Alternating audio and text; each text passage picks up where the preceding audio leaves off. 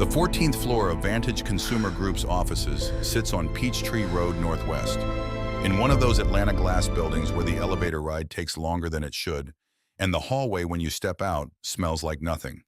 Fluorescent clean, temperature controlled. The particular sterile nothing that buildings accumulate when nobody cooks or smokes or breathes anything real into them. I had walked that hallway 1,000 times in my 9 years. I knew which framed abstract prints hung on which walls, the ones selected by someone whose job was to make institutional space feel slightly less institutional. I could identify which conference room doors had stuck or been recently oiled. I had built my career in this hallway. I had championed other people's careers here, celebrated promotions, attended mandatory compliance meetings, sat through budget reviews. I had belonged here. And on a Tuesday morning in March, I was walking it again with a binder in my bag, 47 pages, already tabbed, already indexed, knowing before I turned the corner that Mara Castillo had moved first. You know when someone has moved first, the calendar invite arrives marked urgent, red flag, requesting you come alone, and it comes from HR, not from your supervisor. You know it by the way your supervisor calls you before the meeting to tell you he didn't make the call. I had gotten Brent's call at 7:22 that morning. "Celeste," he said, and I already knew the shape of what he was about to explain because his voice carried that particular combination of distance and apology that people use when they're about to tell you the institution is moving without them. "There's a meeting at 9:30. Sandra called it. I don't know what she's going to say, but I wanted you to hear it from me first." I had known the meeting was coming, not because of Brent's call. I had known for 3 days, since I had called Valentina Reyes at the employment law firm, and since Valentina had called me back to confirm she was filing a coordinated complaint simultaneously with HR and outside counsel both. Valentina had said, "Send me everything. I will need time to read it properly." She was the kind of lawyer who took 3 days to work through evidence before she committed to anything.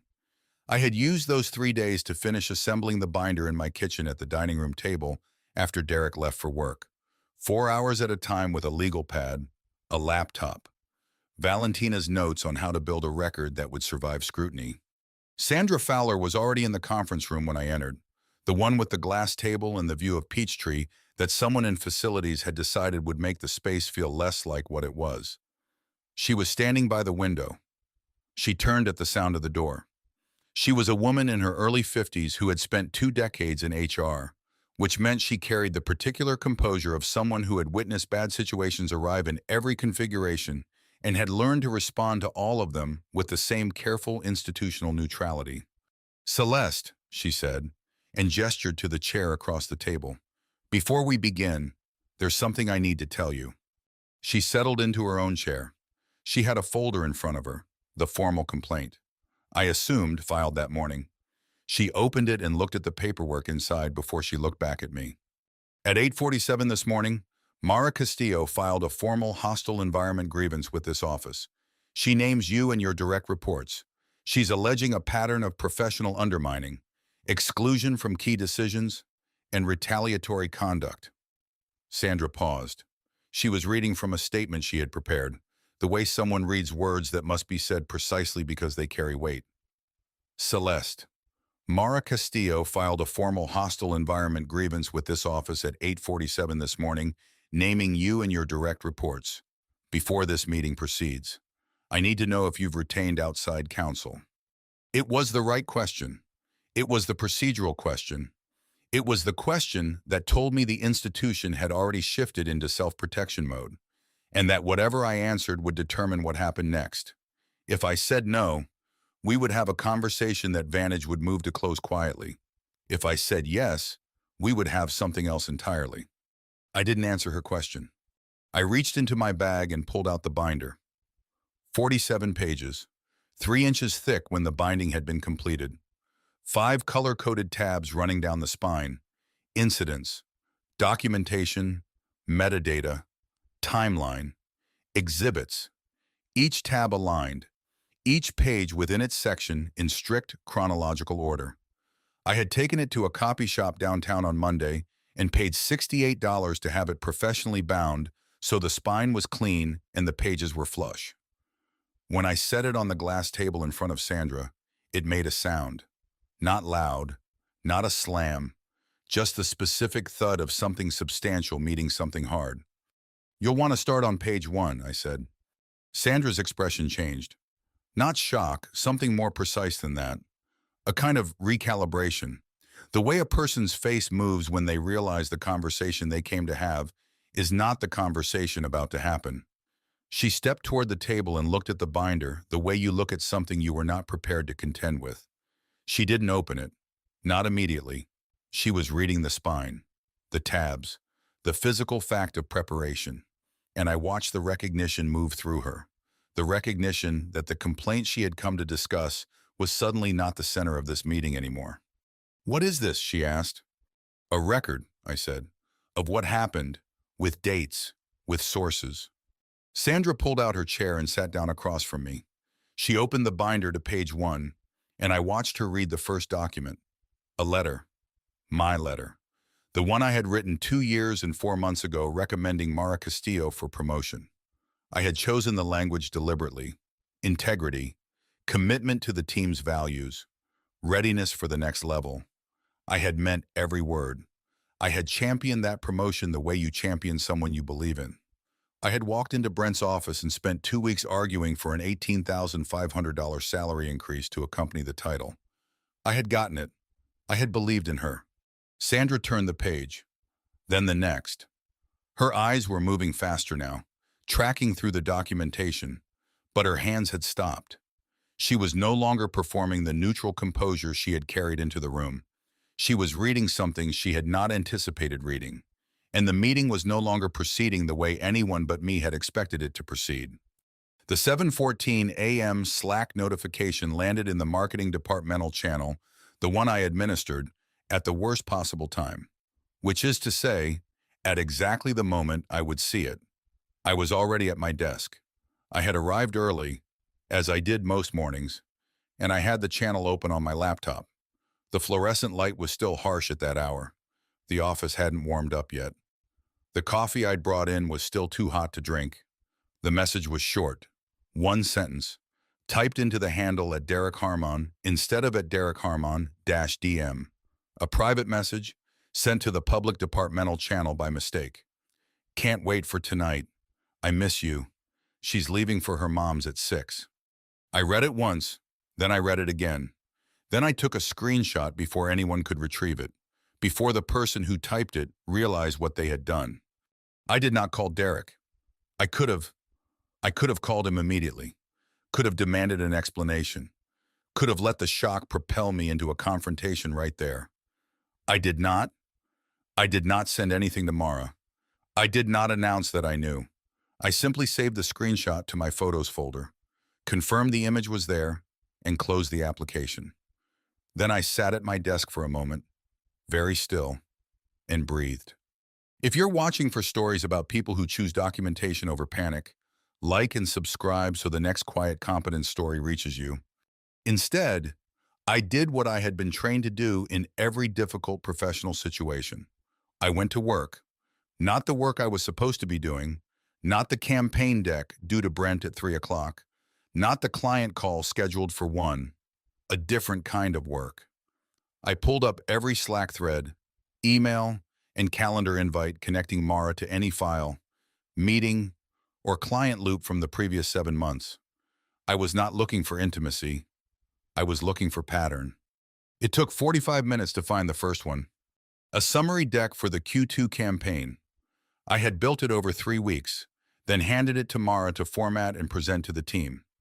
The deck had gone out under Mara's name alone. My name, which had been on the title slide of the original, had been removed. Individually, that was nothing. A formatting mistake, or my own faulty memory. Individually, it meant nothing. But then I found the second, an email chain on the Pinnacle client account, the account I had brought to Vantage 5 years earlier, the one that generated $340,000 in revenue the previous fiscal year. A campaign status update, routed to the client and CC'd to Brent. It was signed by Mara, in the draft sitting in my sent folder. My name had been on the CC line. In the version that went out to the client, it had been removed. Again, individually, this could have been a mistake. By the time I found the third, a performance feedback report routed to Brent with Mara listed as the lead author and my role completely omitted, I stopped thinking about individual incidents. I was looking at something else. A coordinated, methodical removal of my name from places my name had been, paired with a simultaneous elevation of her authority in those same spaces. 7 months, 23 incidents, each one small enough that on its own it could be dismissed as error. Together, they formed a pattern that required intent. I locked myself in a conference room on the 4th floor at 12:47 and spent my lunch hour pulling every accessible document and laying them out in chronological order on my laptop. Emails, calendar invites, Slack threads, shared files, each one screenshotted, each one dated. The clock on the wall above the conference table said 1:26 when I finished. I sat in the silence of the empty room and looked at what I had found. 23 items, 7 months, a timeline. At 1:34 p.m., I opened a blank document on my desktop. I did not title it. I simply typed the date of the earliest incident, 7 months prior, the week after Mara's promotion became official, and saved the file. I did not know, in that moment, that this blank document would become a binder. I did not know it would grow to 47 pages, tabbed and indexed, with metadata recovered from cloud backups, timeline cross-referenced against incident log, exhibits laid out in sequence for someone else to read and understand. I only knew that I was no longer going to process this alone. I was no longer going to stay calm and stay professional and absorb the impact quietly, the way I had been trained to do. I was going to write it down. Mara Castillo arrived at Vantage Consumer Group on a Tuesday in September, 2 years and 4 months before everything fell apart. She was 26, fresh from a marketing coordinator role at a mid-sized tech firm, and she came in with a portfolio that showed genuine promise, clean design sensibility, a willingness to think through client logistics before diving into creative work. The kind of careful attention that separates someone who wants a job from someone who will do the work. I remember reviewing her application that first morning and thinking that Brent had finally hired someone who understood that marketing is not about beautiful ideas in isolation. It is about beautiful ideas that move money. Mara understood that distinction. Her first 3 months were what you'd call a soft landing. I paired her with one of our senior coordinators on 2 major campaigns, watched her take feedback without defensiveness, watched her ask the right questions, not to prove she was smart, but to make sure she understood what the client actually needed before she moved forward. By month 4, I was comfortable giving her one of her own accounts. By month 6, the Pinnacle account, the one that generated $340,000 annually, had grown past the initial client projections, and Mara was the one managing the expanded scope. It was in month 7 that the difficult colleague situation happened. One of our senior staff members, someone with 8 years at Vantage and a reputation for protecting his territory, had publicly challenged one of Mara's recommendations in a client meeting. He did not do it aggressively, which made it worse. He simply said, "That approach might work, but I'd recommend," and the client, hearing the authority in his voice, shifted attention away from Mara's proposal. She watched her own idea get supplanted by a variation of it, presented by someone with more credibility in the room. The client went with his version. She came to my office afterward and sat in the chair across from my desk without speaking. I could see she was angry. I could also see she was trying not to show it. "You handled that well in the moment," I said. "The client didn't notice the shift." "That's because you were watching," she said. I spent the next 2 weeks managing the situation in a way Mara never saw. I met with a colleague and pointed out that the client had appreciated both perspectives, which was true. He had. I met with Brent and made clear that if we were going to develop junior talent, we had to let them own their accounts. I made sure the account routing was adjusted so the colleague's influence on Mara's future work diminished. I protected her reputation before it could be damaged. I did not tell Mara what I had done. She did not ask. The annual review came in November. Mara's evaluation was strong, solid numbers, good client feedback, demonstrated growth trajectory. She had earned a raise. What she had not earned, in her own mind, was much of one. Her self-evaluation undersold everything she had accomplished. She wrote about contributing to team goals and supporting senior staff. She did not write about the pinnacle account expansion or the 3 new clients who had specifically requested her on subsequent work. When I sat down with Brent to argue for the raise, I had to argue against Mara's own assessment of herself. She's worth 18.5, I told him. She's been here less than a year. She's been here 14 months. The pinnacle expansion alone justifies it. And yes, she's worth it.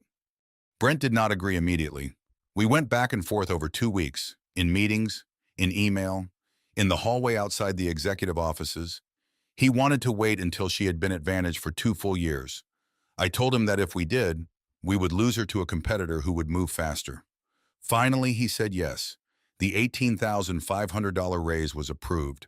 Mara would be promoted to Senior Marketing Coordinator and moved to a new salary band. The promotion letter was supposed to come from HR. I asked to see Sandra Fowler's draft before it went out. What came back was functional but bare, a list of her new title and compensation, a sentence about additional responsibilities. Mara's own self-evaluation was so minimal that I ended up writing the letter myself and asking Sandra to send it under her signature. I wanted Mara to know, in writing, what she had actually done. I wanted her to read the words integrity, commitment to the team's values, readiness for the next level. I wanted those words to be part of her permanent record at Vantage, something she could refer to on a day when she doubted herself. Through all of this, through the hiring, the onboarding, the difficult colleague, the raise negotiation, the letter, Derek had been what he was, patient. He came to the company holiday party in December of Mara's first year. He came to the spring client dinner in May, dressed in the sport coat I had laid out for him. He came to the summer cocktail reception in June, a drink in hand, standing near me as I worked the room. He did not complain about how late we stayed. He did not ask me to leave early. When I introduced him to colleagues, I would often say, "This is my husband. He is the most patient person I know." It was true. It still is.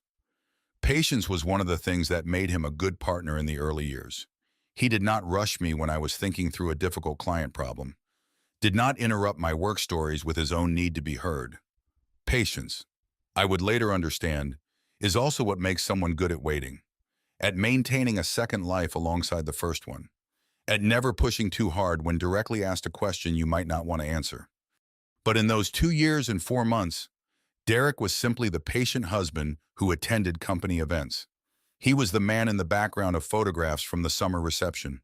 He was the person Mara saw me rely on, the person I pointed to and praised. The afternoon the promotion became official, Mara came to my office. She stood in the doorway. She did not sit, did not come all the way into the room, and she said, "I would not be here without you." I did not tell her that her own competence had gotten her there. I did not tell her that I had simply removed obstacles and made sure she could see her own work clearly. I did not tell her that everyone I have hired and believed in reaches a moment like this, where they stand in my office and thank me, and I know they do not yet understand that they are thanking me for doing my job. I simply said, "You did the work." That night, I wrote in my journal, "Mara said to me this afternoon that she would not be here without me. I believe her. I also believe that she will be better than me. Eventually, I believe in her completely." I was wrong about one thing. I was not wrong about the other. 7 months after that promotion, a misdirected message would arrive at 7:14 in the morning, and I would finally see the complete timeline. The misdirected Slack message had arrived at 7:14 a.m. on a Tuesday. Working backward from that timestamp, using the shared cloud backup Derek had never thought to secure, the one linked to their family account, the one he had access to because she had set it up for her work files, took her 3 hours on her laptop at midnight, sitting in the home office with the door closed. The backup showed login activity from devices she did not recognize, file access patterns that made no sense, device locations that contradicted Derek's stated whereabouts on the dates in question. It showed a man living a second life that left a digital footprint in every login, every file open, every moment of access. It showed an affair that had started exactly 7 months prior, 3 days after Mara Castillo's promotion had been announced. 3 days. By 11 p.m., Celeste had moved to the kitchen table. Derek was asleep upstairs. She had drawn the curtains in the kitchen, not because anyone could see in from the street, but because the act of closing them felt necessary. A small boundary between the life being lived upstairs in darkness and the work being done down here in fluorescent light. In front of her was a yellow legal pad. At the top of the page, she drew a single vertical line, creating two columns. On the left, she wrote affair timeline. On the right, workplace incidents. She began to fill them in, working chronologically, moving down the page in parallel tracks that she had already begun to see in her mind. 7 months prior, first cloud backup login from a location outside their home, their work, any place Derek had mentioned. 1 week later, the Q2 campaign summary deck goes out under Mara's name alone, though Celeste had built it. 2 weeks into the affair, Celeste's name removed from the CC line on a Pinnacle client status update, the account she had brought to Vantage 5 years ago, the one generating $340,000 annually. 3 weeks in, a feedback report on a new coordinator, routed to Brent, lists Mara as lead author instead of Celeste. 4 weeks, another account shifted in scope to emphasize Mara's involvement. 5 weeks, a project credit removed from a presentation deck that Celeste had finalized. 6 weeks, a client call summary circulated that undersells Celeste's contribution to the engagement. The pen moved down the page. Left column, right column, left column, right column, affair timeline, workplace incidents, affair timeline, workplace incidents. The pattern was so clear that she almost stopped writing halfway through, certain that she must be seeing something that wasn't actually there, that the mind, once wounded, looks for proof and manufactures it. But the dates did not shift. The correlation held. Every major incident on the right had occurred within the precise window when the affair timeline showed active deception. She did not cry. Crying would have been a kind of relief, a way for the body to process through emotion, to physically exhaust the shock and arrive at some kind of catharsis on the other side. Instead, she sat completely still, watching the two columns align on the page with a precision that was almost mathematical. The incidents were not random. They were not the product of office dynamics or Mara's natural ambition or the normal erosion of attention that comes with turnover in a department. They had been purposeful. They had been timed. They had begun within 2 weeks of the affair's start and continued at a steady, methodical pace, designed to erode Celeste's standing in the very institution where she had spent 9 years building something. Credibility, relationships, a reputation for competence that she had earned with documentation and care and thousands of hours of deliberate work. After the page was full, after the correlation was mapped out so clearly that there was no way to mistake it for coincidence or misread it as anything other than what it was, Celeste set the pen down and sat without moving. 1 minute passed. 2. She was not thinking. She was allowing herself to see what she had already known intellectually but had not yet fully named, that her marriage and her professional standing had been under simultaneous attack by the same two people, using coordinated strategies on 2 separate fronts. At 11:47 p.m., she picked up the phone. Luis Pacheco worked in IT systems administration. He was one of those quiet people in corporate settings, the kind of person who showed up when your computer was slow, fixed the problem without explanation, and left without accepting credit for it. He had been at Vantage for 4 years. Celeste had never had a reason to speak to him at any length, but she knew his reputation. He documented everything. He took the work seriously, and he reported anomalies without judgment. She reached him at his desk line. He was working late, some issue with the backup systems, and she framed the question with professional precision. Luis, I need to verify something about shared drive access permissions, specifically the senior marketing folder. Have there been any unusual access patterns in the past few months? Anyone pulling files who shouldn't have authorization? The pause that followed was the kind that comes before someone delivers news they were not planning to deliver. Actually, Luis said, yes, I flagged it 3 weeks ago. There have been 17 unauthorized access events from a user with junior-level permissions pulling files from the senior marketing folder. Same user, consistent time frame. I sent an anomaly report to Brent. 17, 3 weeks.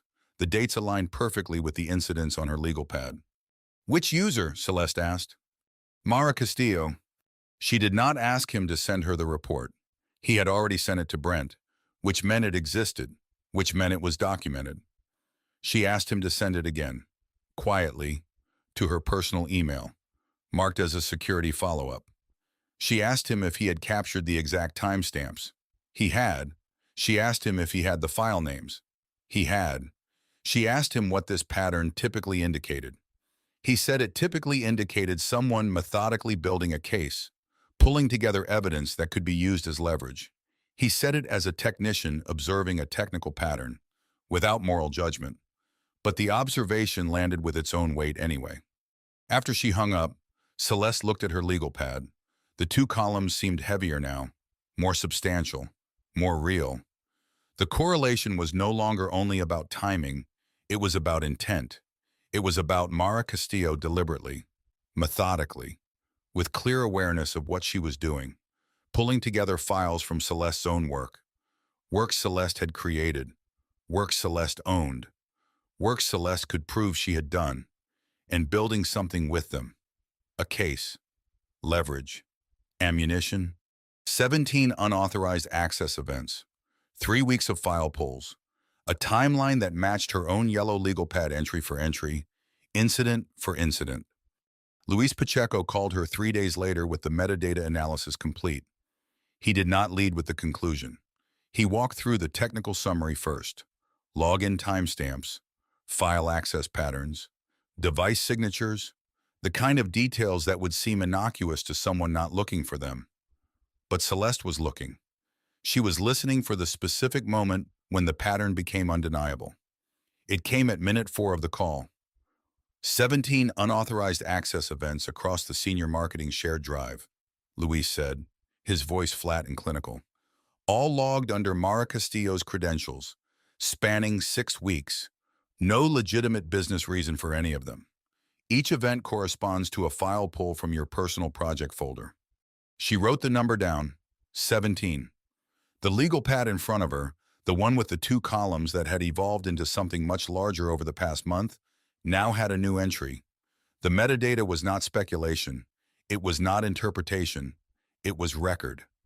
The law offices of Hadley and Reyes sat on Peachtree Street in a building with granite lobbies and glass walls that made everything visible and nothing private. Valentina Reyes worked on the 2nd floor. She was a partner in her mid-40s who had spent 15 years doing employment law, which meant she had seen every version of workplace betrayal and had learned to sort them by severity and legal viability. She read through the binder slowly, sitting at her conference table with reading glasses on, taking notes in a legal pad, her face showing nothing. When she reached page 15, the page where the affair timeline first became explicit, where the cloud backup dates were listed alongside the professional incidents, she paused and glanced at Celeste across the table. She did not speak. She kept reading. When she reached page 23, the page where Luis's metadata log was cross-referenced against the incident timeline, where the correlations between the affair and the professional sabotage became impossible to dismiss as coincidence, she set the binder down carefully and removed her reading glasses. This is not one complaint, Valentina said. This is 2 separate legal instruments, and we are filing both of them at the same time. The affair is one track. The coordinated professional sabotage is the other. They are distinct claims with distinct evidence, and they happen simultaneously by design. She meant that the defamation campaign was not secondary to the personal betrayal. It was not collateral damage. It was the same strategy deployed across 2 separate fronts, one personal, one professional, using the protagonist's own generosity as the entry point and the leverage to dismantle her standing. Valentina stood and walked to a whiteboard on the wall, where she began writing out the legal tracks. Constructive dismissal, defamation per se, tortious interference. Each one had its own evidence thread. Each one had its own damages calculation. But together, they told a single story, A coordinated attack on a woman's livelihood and her marriage, executed by the same two people using the same time frame. The retainer is 3,500, Valentina said. We file both complaints simultaneously with HR and outside counsel. HR will open an internal investigation. Outside counsel will be prepared for employment litigation if Vantage chooses to fight this. You understand that once we file, this becomes official. There is no taking it back. Celeste understood. She had understood from the moment she had started filling in the 2 columns on the yellow legal pad. Brent called her into his office the next morning at 7:30, before anyone else had arrived in the department. He did not ask her to sit. He stood behind his desk with his hands flat on the surface, a posture that made it clear this was not a conversation. It was a directive being issued from above. I know what you've been doing, he said. I have contacts. I know you met with employment counsel, and I need you to understand that pursuing this formally will create more problems for you than it solves. You are a valued member of this team. I want to protect that. But if you go to HR with this, if you file any kind of formal complaint, you will be initiating a process that will reflect poorly on you, on your judgment, and on this department. I'm asking you, as someone who values your career here, to let me handle this quietly, for the good of the department. The phrase landed exactly as it was meant to land. For the good of the department, not for your good, not for the people who had been harmed, not for the right thing, for the department, for the institution, for everyone except the person in the room who had spent 9 years building the institution and everyone in it. She recognized the phrase because she had used it once, in her first 6 months at Vantage, when coaching a junior employee through a difficult situation. I know this is hard, she had told Mara, but sometimes you have to let things go for the good of the department. She had meant it kindly. She had meant it as wisdom. The junior employee had listened and nodded and absorbed the lesson perfectly. Now Brent was offering Celeste the same advice, as if her silence was the solution the institution required, as if her acceptance of betrayal was the price of belonging. She did not raise her voice. She did not argue. She did not explain what she had documented or why filing was the only path forward. She simply said, I'll keep that in mind, and waited for him to dismiss her. When he gestured toward the door, she stood and walked back to her desk without saying anything else. She did not drop anything. She did not allow the binder to slip. She did not allow her expression to shift in a way that would give him any satisfaction. If this is who you watch for, people who choose evidence over pressure, like and subscribe so they keep finding their way forward. By 1 o'clock that afternoon, Celeste had opened her email and sent a single message to Valentina Reyes. File both. I'm ready. By 3 o'clock, Valentina had confirmed receipt and told her that the filing would happen the next morning at 8 a.m., simultaneously with HR and with outside counsel, creating a record that could not be revised or softened depending on institutional preference. Celeste spent that evening at home with the 47-page binder in front of her one last time. She did not read it. She simply looked at it. The physical accumulation of months of work, of documentation, of the precise and methodical gathering of proof. 47 pages, not because she was trying to overwhelm anyone with volume, but because the pattern required 47 pages to be fully documented. Not because she wanted to win an argument, but because winning an argument would not fix anything. Only evidence could do that. Only documentation could do that. Only the precise, deliberate work of keeping records in a world where people depended on those records to believe that something had actually happened. The HR meeting was scheduled for the following Tuesday at 9 in the morning. By then, the binder would already be in the hands of Sandra Fowler, Valentina Reyes, and outside employment counsel. By then, the filing would be official. By then, there would be no taking it back. The 14th floor HR conference room was exactly as it had been at the beginning. The same glass table, the same view of Peachtree, the same careful institutional distance from everything happening below. But this time the dynamic was different. Valentina Reyes's filing had landed in HR's inbox 45 minutes before this meeting. Not just one complaint, both of them, filed simultaneously with the same timestamp, creating a record that could not be untangled depending on what Vantage wanted to believe. Sandra Fowler was already seated, The binder in front of her. Brent was there too, looking smaller than he had in his own office. Sandra opened the binder without preamble and began reading. She started with Exhibit A, the recommendation letter Celeste had written for Mara's promotion, the one praising integrity and commitment to the team's values. Sandra read it slowly, then looked up at Celeste and nodded, a small acknowledgement that she understood what those words had cost. She turned the page. By Exhibit 7, the narrative had shifted. The misdirected Slack message, the one Mara had typed to Derek, landing in the departmental channel at 7:14 a.m. on a Tuesday morning. Sandra read it without expression and made a note. She did not look at Brent. The progression through the binder was deliberate, not random exhibits, but a sequence designed to build understanding.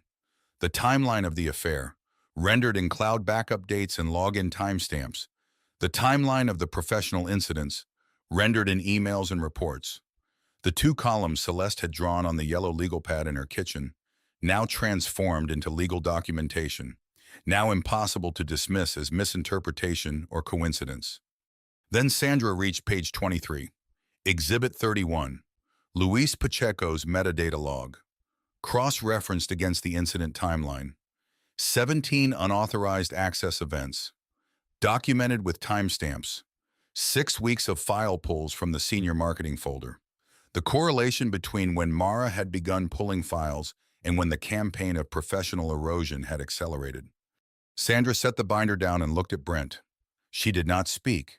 She simply looked. And then she looked back at the binder and made another note. I want to understand your timeline, Sandra said to Celeste. You discovered the message on a Tuesday morning. You did not report it that day. You spent several weeks gathering documentation independently. Why did you not escalate immediately? Celeste had known this question was coming. I needed to understand the pattern before I reported it, she said. If I had come to HR with just the message, it would have been framed as a personal matter, an affair. I needed the documentation to show it was coordinated, that it was designed to undermine my professional standing. Sandra nodded and wrote something down. Your supervisor is in this room, Sandra said. At any point, you could have escalated to Brent. Why did you not? This was the moment where the phrase Celeste had been holding finally had to be spoken aloud. I did speak with Brent, Celeste said. After I completed my documentation, but before I filed this complaint, he asked me to let the matter go. He said pursuing this formally would create more problems for me than it would solve. He asked me to handle it quietly. He said it was for the good of the department. The room went still. Sandra's pen stopped. She looked at Brent, then back at Celeste. For the good of the department, she repeated, writing it down. Yes, Celeste said. Brent said nothing. He did not argue or explain. He simply sat in the chair across the glass table, and his silence was heavier than any words. Sandra turned back to the binder. She was on page 31 now, moving toward the end of the exhibits. Each page another element of the documented timeline that now belonged to the institution, that could not be unread or forgotten or smoothed over. The filing from your counsel came through this morning, Sandra said. Both complaints, filed simultaneously. The metadata evidence is significant. The timeline correlation is not ambiguous. She closed the binder carefully. This will be treated as a formal investigation. You'll need to participate in follow-up interviews. You should remain available for calls. Celeste nodded. She had understood from the moment she decided to file that this was the beginning, not the end. The meeting concluded. Sandra gathered the binder and stood. Brent stood. Celeste stood. There were no handshakes, no acknowledgments beyond what had already been said. Celeste walked toward the door. She did not look at Brent. She walked out toward the elevator bank, pressed the button for the lobby, and stepped into the car as the doors opened. She watched the numbers count down, 14, 13, 12, and did not look back. The investigation into Mara Castillo's complaint was closed within 3 weeks. Pending formal review, the notation read, but pending in a way that meant the evidence was already clear enough that no further proceedings were likely. Valentina Reyes called Celeste with the update on a Thursday afternoon. She also called with news of a different filing, the divorce papers, ready to be served. Derek received them 4 days after the HR meeting. Celeste did not watch him read them. She was in her office at Vantage when his phone rang, or when he made the phone call, or whenever the moment came that he understood the separation was no longer a conversation to be managed, but a legal process to be executed. Valentina had been thorough. The asset division was clean. The timeline was clear. Derek had 2 weeks to find somewhere else to be. The morning his truck backed out of the driveway for the last time. Celeste was sitting at the kitchen table with a cup of coffee she had not started drinking. She was watching through the window as the truck moved slowly down the drive. And then as he paused at the bottom, and then as the garage door descended behind him, she heard it, the sound of the motor, the grinding of the door coming down, and she did not look away until it was fully closed. By that afternoon, Celeste was back in her office. Her $127,000 position had not changed. Her title had not changed. Her 9-year tenure at Vantage was intact. She was still in the building where she had built everything, where she had built Mara, where she had built a department and a reputation and a career that no one could take from her because she had documented it, measured it, kept the receipts for every decision and every contribution and every moment of work that had added up to 9 years of being someone this institution depended on. The next person who benefited from her professional belief in them would receive her attention in a different way, full and unsparing. Her trust earned only through demonstrated action, not granted in advance as a gift to be repaid with loyalty. Celeste read her own recommendation letter again the morning after the filing, the words she had written with such conviction: integrity, commitment to the team's values, readiness for the next level, now serving as Exhibit A in the binder. The letter was honest when she wrote it. She had seen clearly in Mara what was actually there, a professional who showed up and did the work carefully, who presented herself as committed and capable. What Mara chose to do afterward, with the access and opportunity that the promotion gave her, with Derek's attention and the department's trust, was not hidden in the letter's moment. It was not there yet. It was a choice made in the weeks after, not a version of character that Celeste had failed to see. The precision that matters is this: championing someone is not the same as blinding oneself to the possibility of betrayal. The letter proves it, written before Mara's campaign began, honest in its assessment of who Mara was in that moment, its evidence now embedded in the record Celeste kept. The letter sits unchanged in her file, and Celeste will never read those words the same way again, not because they were wrong, but because she has learned to hold both of them, the generous belief and the clear record.